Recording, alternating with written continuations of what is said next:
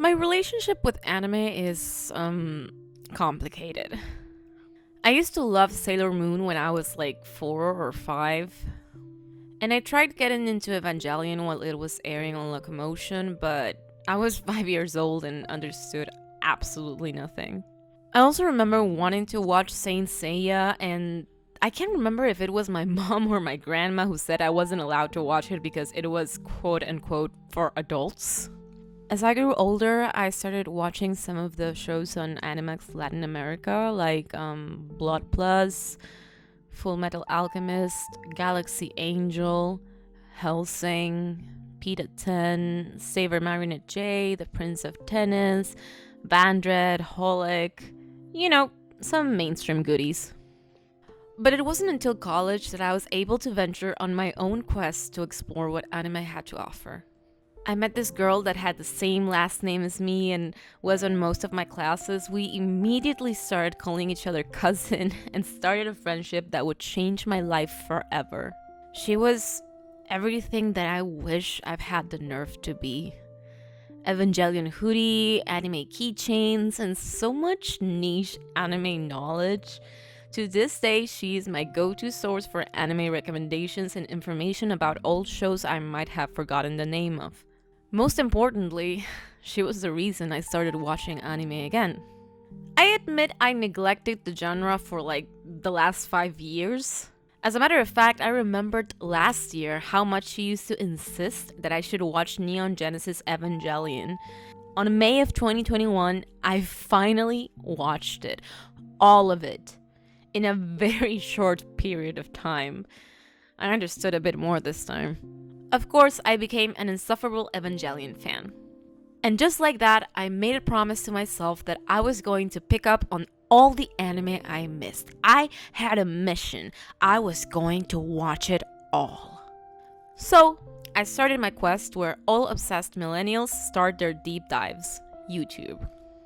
Inspired by other creators such as Neuralities and Hazel, here I am, venturing into my very first anime analysis video. And boy oh boy, I did not know it yet, but my first choice of manga and anime for the video was going to hit me like an 18-wheeler. I've already heard of Nana on some of Hazel's and Neuralities videos.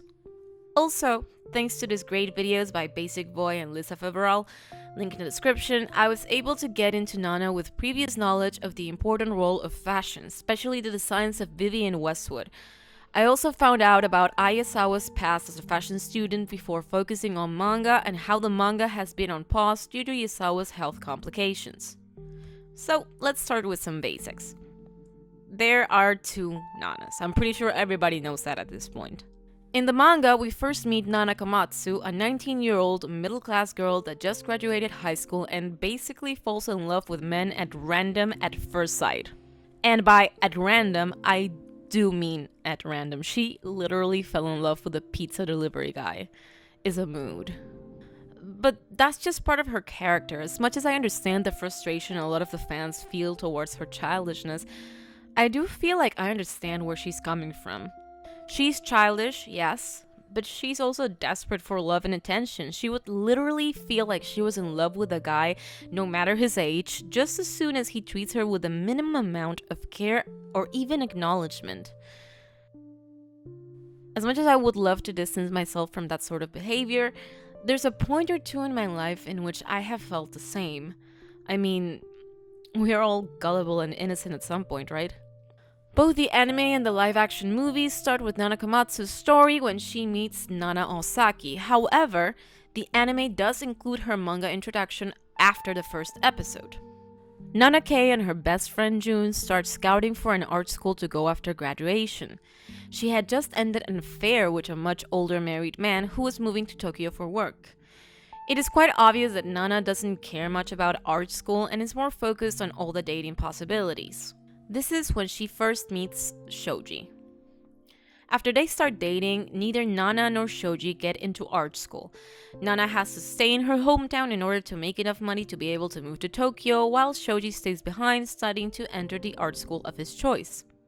She very much literally adapts her entire life around being able to live in Tokyo near Shoji. More on that later. The other Nana, Nana Osaki, is the lead singer of a punk band that had a difficult upbringing and dropped out of high school. Come to think about it, a lot of the characters drop out of high school. She was the same age as Nana Komatsu and was raised by her grandma after her mom abandoned her. Her mother's abandonment becomes the greatest source of her insecurities. The bass player in Nana's band is Rand, who's also her boyfriend. However, he does not hesitate in leaving Nana and their band behind, deciding to move to Tokyo in order to play with a rival band that has just lost their guitar player. Right off the bat, what Nana Osaki and Nana Komatsu have in common, other than the age, is that they are both left by a guy that goes to Tokyo. Both of them eventually move to Tokyo, Nana Komatsu to re-encounter with Shoji and Nana Osaki to make it on her own. Both Nanas meet on the train to Tokyo as they coincidentally happen to travel on the same day. It is love at first sight, shenanigans ensue. You see, the two Nanas are completely different. Nana Komatsu starts off as a bratty teen, completely out of touch with reality.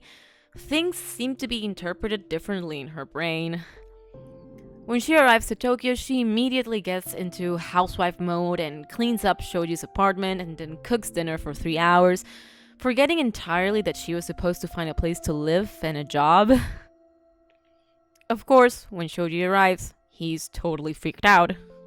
While it seems all her friends have their lives together, June has a job and goes to college and lives with her boyfriend, Shoji has a job, an apartment, and is going to start college, Nana still thinks like a child. Mind you, because she just got out of high school.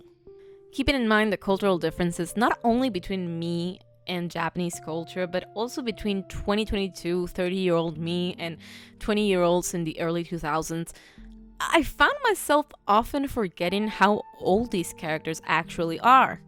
I mean, my parents had me at their 20s, and while they never actually moved together into a house or an apartment of their own, they were very obviously taking on adult responsibilities much earlier than I ever would.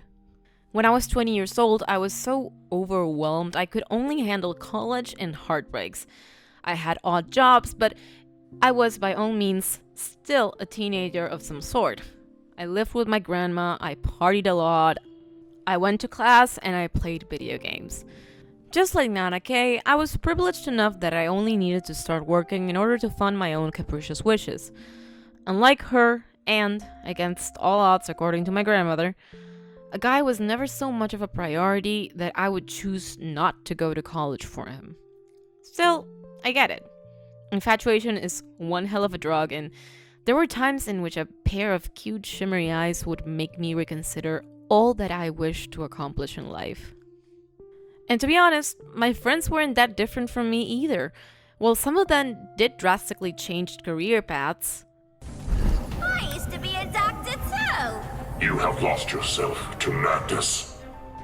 I changed career paths! Moved out of their childhood homes and in with their partners. Most of the times it all seemed driven more by a desire to rebel rather than a conscious decision to choose their own destiny. Some of my friends would nag me about not getting a part-time and moving out with the premise that if I did, I could do whatever I wanted. I'll save you the explanation. Long story short, whatever it is that I may have wanted at 20 would have been self-destructing for sure. The first time I was ever really on my own came at 28, and still I had to move back to an apartment on top of my childhood home, and was basically a minute away from my grandmother and my mom. I was nearly 30 and able to do of my life as I pleased, and so I did. Except this time, I loved myself a lot more, and I wanted the best for my future. Nana girl, I get you. Some of us just need a little more time growing up. As a matter of fact, and this is what the rest of the video is going to be about, both Nanas, they feel like home to me. Nana Kei often talks about Nana O as love at first sight and the perfect partner if she were a guy. Nana Kei's love for Nana O reminds me quite a lot to how it felt to reconcile with myself. I would look at myself in pictures and social media and see a rock star, the out there singer with tattoos and piercings, cool as ice, unbothered, but hiding so much pain. A part of me was too tough to get hurt with an unbreakable heart. And another part of me was Nanake, getting hyped about a new love, planning my weeks and months around them. I would ditch class to see my boyfriend and spend countless hours sleeping next to them. A part of me fell so quickly in love, I would break at impact. As of today, I still feel like there's a child version of me that seeks for refuge in this other, stronger me. However, just like Nanao, no one can stay strong as a rock star forever. Sometimes we pile things up on our backs until we can't move anymore. Just like Nanao, I started having panic attacks when I noticed I couldn't handle everything on my own with a permanent smirk on my face. That being said, on another note, and spoiler alert, my hate for Shoji got especially personal, as Nanake's insecurities and fear of being abandoned resonate quite a lot with me. It wasn't until later in the story that I figured out that both Nanas had the same intense fear of abandonment. Shoji is my absolute worst nightmare. Trying so hard to make things work, keeping someone as your priority, even when you're supposed to be doing something for yourself, and they pay you back cheating on you because things are just easier with someone else, because Nana was perceived as too intense, too emotional, too much. I do think Nanake's insistence to put Shoji as a priority in her life and sole motivation for being independent was a mistake. I too learned later in life that the love of my life must be me before anyone else.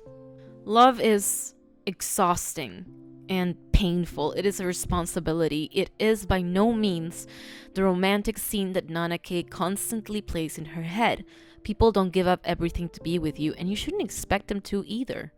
And it doesn't get any easier when everyone's out there treating you like a pet. I mean, I guess it's kind of funny. Maybe a little bit funny that her nickname is Hachi. I don't know. On the other end, Nanao's relationship with Ren felt like so many I've been through. Everything feels so intense, so do or die, and then one day it is all over, and you gotta deal with all those feelings of abandonment. You wonder if you're ever going to be enough for someone not to leave.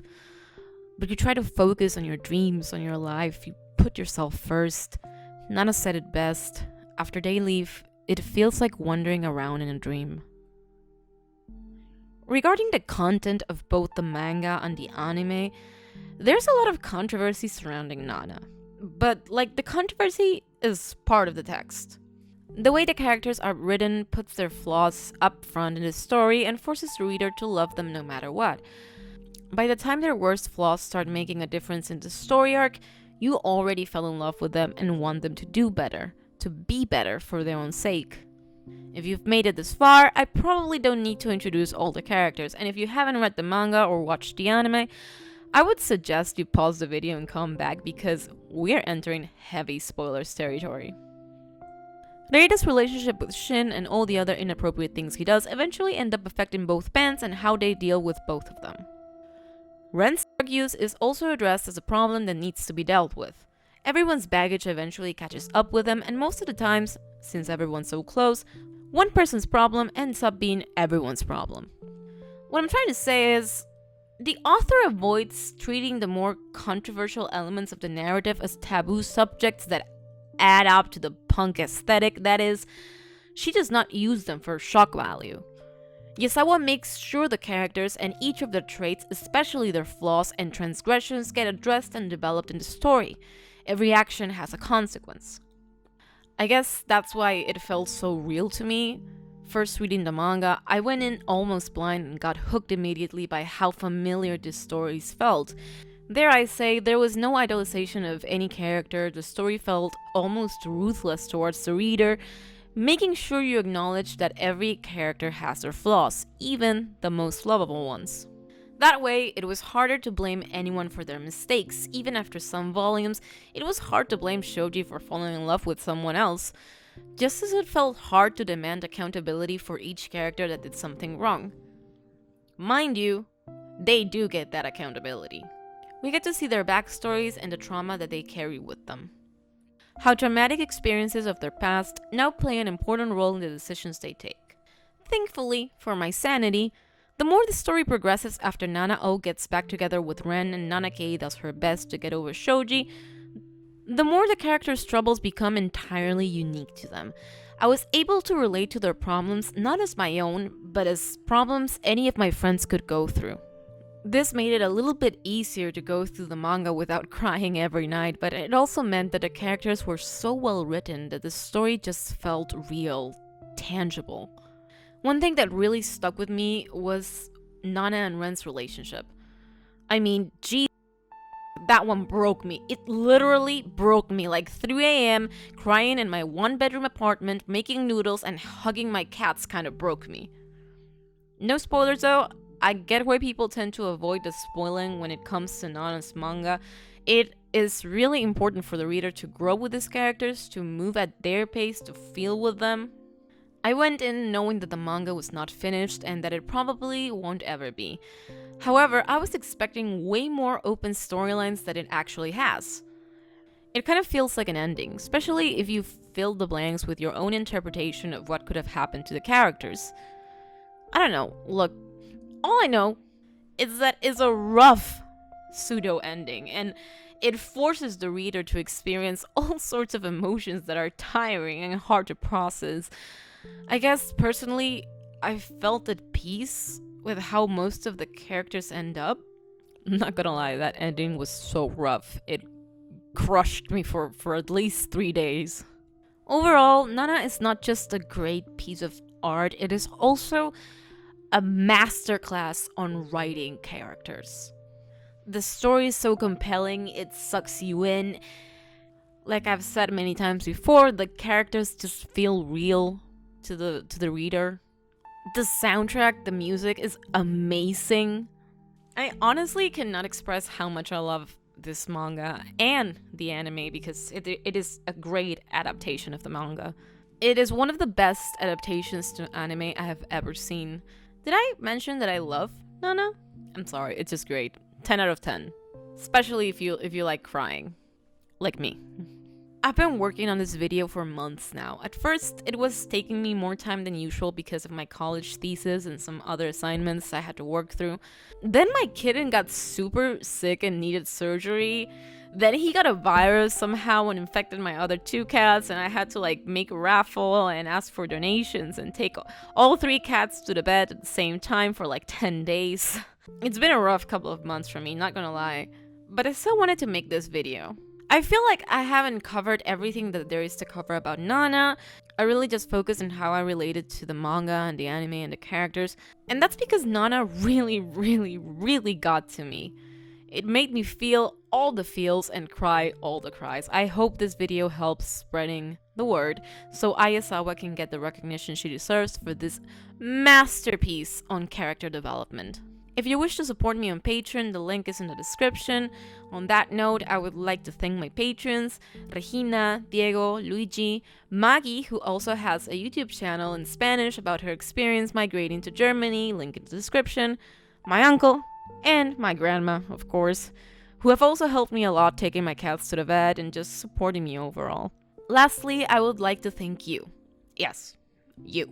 Whoever you are, for staying all the way to the end. If you like the video, please like and subscribe. I will be making more content about anime and other types of media. If you look into my channel, you see that my past videos are in Spanish, but my future videos will most likely be in English. Thank you so much. I'll see you the next time.